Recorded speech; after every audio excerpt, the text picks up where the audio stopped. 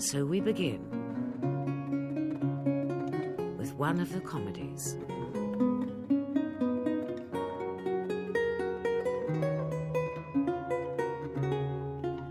The story of As You Like It. During the time that France was divided into dukedoms, there reigned in one of these a usurper, who had deposed and banished his elder brother, the lawful duke. The lawful duke, driven from his rightful dominions, retired with a few faithful followers to the forest of Arden, and here they lived, like the old Robin Hood of England. When the cold winds of winter made the duke feel the change of his adverse fortune, he would endure it patiently, saying, "These chilling winds that blow upon my body are not so unkind as man's ingratitude. They do not flatter me, but represent truly to me my condition." And in this manner did the patient duke draw a useful moral from everything he saw, and in his exiled life, remote from public haunts, he could find tongues in the trees, books in the running brooks, sermons in stones, and good in everything. The banished duke had an only daughter, Rosalind, whom the usurper still retained in his court as a companion for his own daughter, Celia. Celia tried by every means in her power to make amends to Rosalind for the injustice of her own father in deposing the father of Rosalind. Now one day, a messenger came to tell them of a wrestling match which was about to begin, and Celia, thinking it would amuse Rosalind, agreed to go and see it.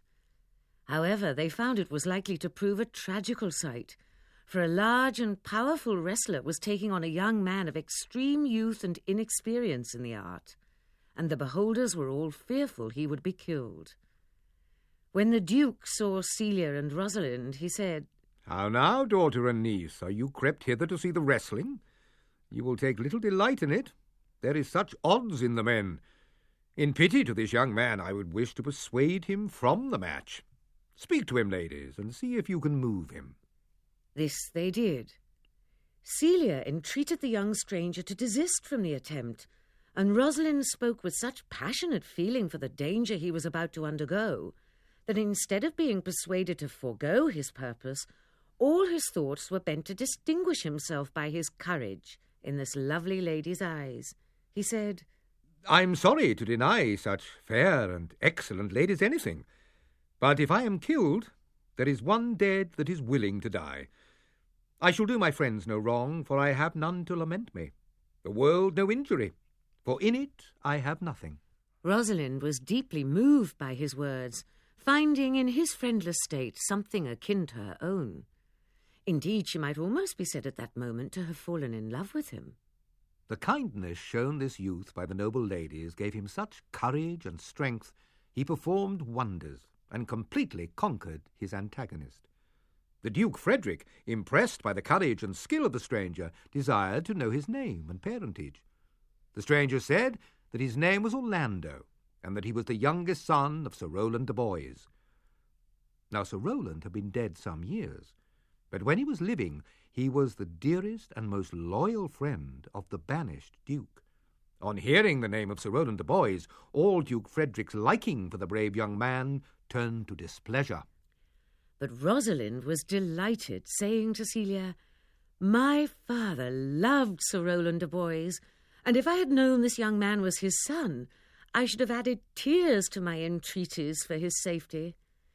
Then, taking a chain from her neck, she gave it to Orlando with the words, "Wear this for me.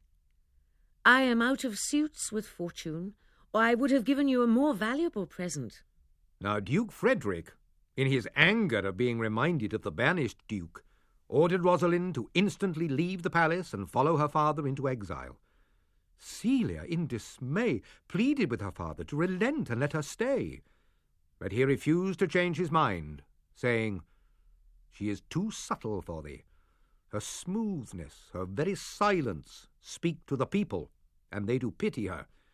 You are a fool to plead for her, for you will seem more bright and virtuous when she is gone. Therefore open not your lips in her favour, for the doom which I have passed upon her is irrevocable." When Celia found she could not prevail upon her father to let Rosalind remain with her, she decided to accompany her into exile. They resolved to leave the palace that night and go in search of Rosalind's father, the banished duke, in the forest of Arden.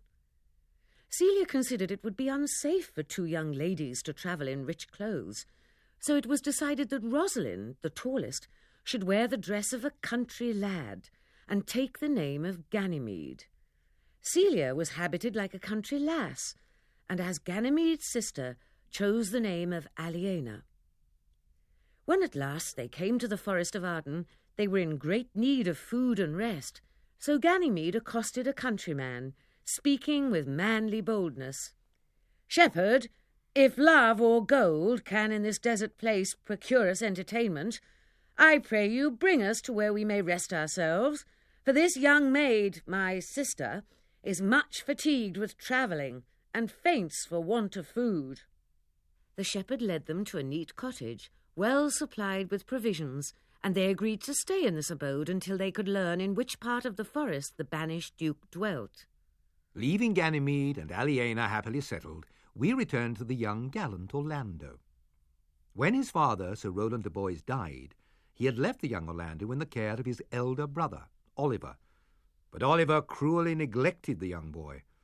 However, Orlando so much resembled his excellent father that without any advantage of education, he seemed like a youth who had been bred with the utmost care. Oliver was jealous, and so envied the fine and dignified person of his brother, he wished to destroy him.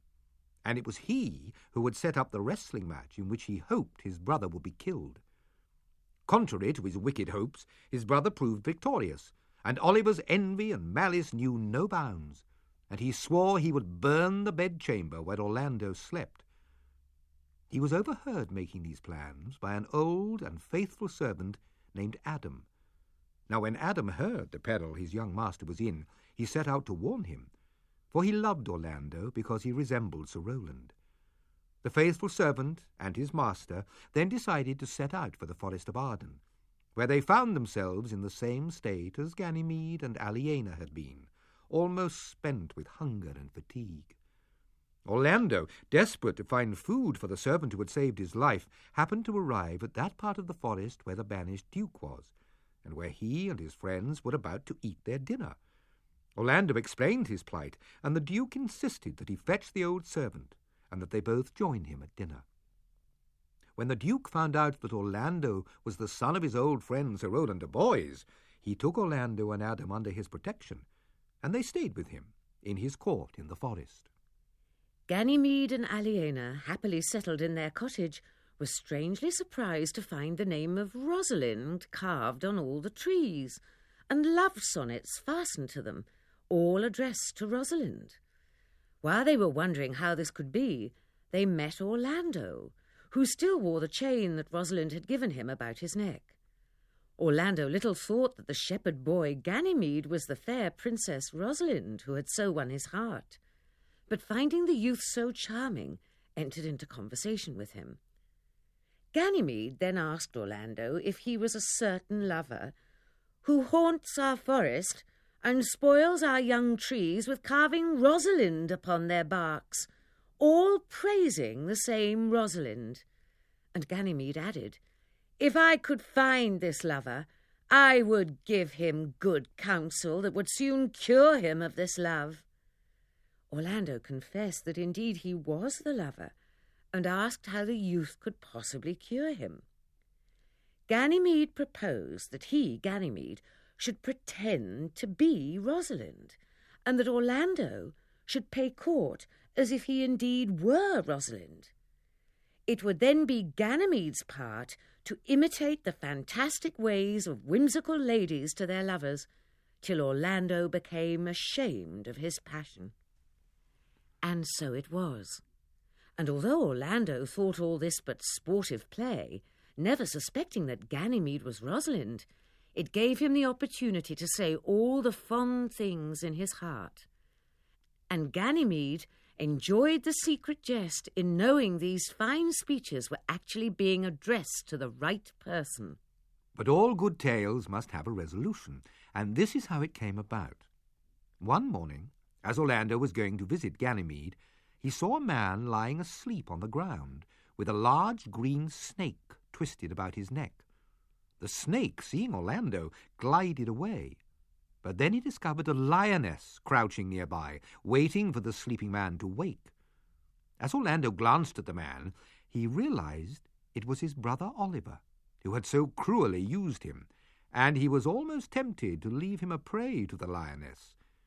But brotherly affection and the gentleness of his nature overcame his anger, and he drew his sword and attacked the lioness and slew her, but not before she had torn one of his arms with her sharp claws. While Orlando was engaged with the lioness, Oliver awoke, and perceiving that his brother, whom he had so cruelly treated, was saving his life at the risk of his own, was overcome with shame and remorse. He begged his brother's pardon for his past conduct. Orlando rejoiced at this turn of events, and readily forgave him. But the wound in his arm had left him so weak, he desired that his brother should go to Ganymede's cottage and tell of the accident that had befallen him.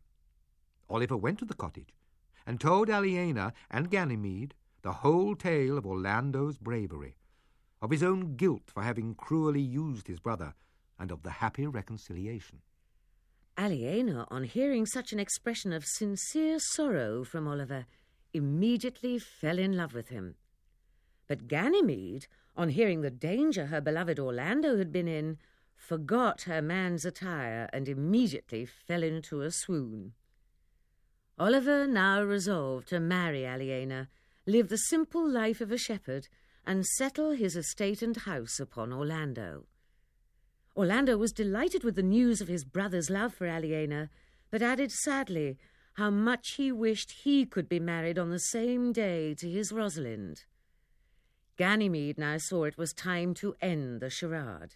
He told Orlando that if he really loved Rosalind, as well as he professed to do, then his wish would be granted. Rosalind would appear in person, and he could be married at the same time as his brother.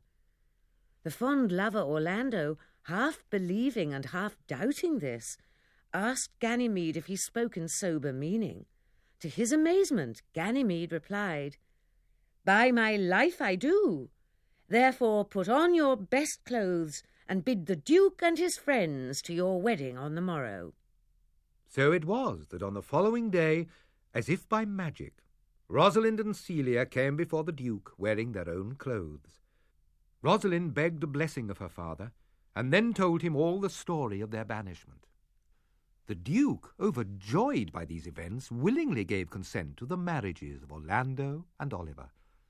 Although their weddings could not be celebrated with the splendour due for such an important occasion, yet a happier wedding day was never passed.